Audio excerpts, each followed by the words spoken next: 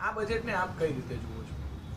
ગુજરાત રાજ્યમાં આજે માનનીય શ્રી કનુભાઈ દેસાઈએ જે બજેટ રજૂ કર્યું છે તે બજેટ અત્યાર સુધીમાં રજૂ થયેલા તમામ બજેટોમાં સૌથી મોટામાં મોટું બજેટ છે।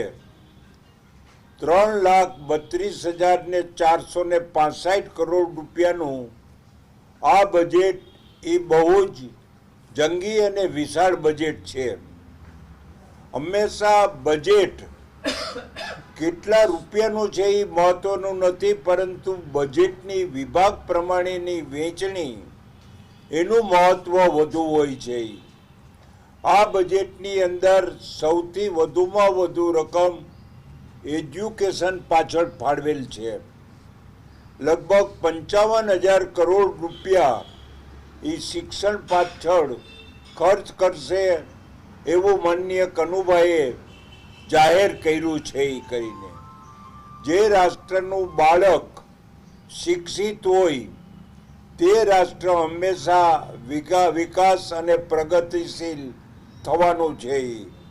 અને જે રાષ્ટ્રની અંદર ઉદ્યોગોનું પ્રમાણ વધુ હોય, એગ્રીકલ્ચરનું પ્રમાણ વધુ હોય, એ રાષ્ટ્રની આવક પણ વધવાની છે।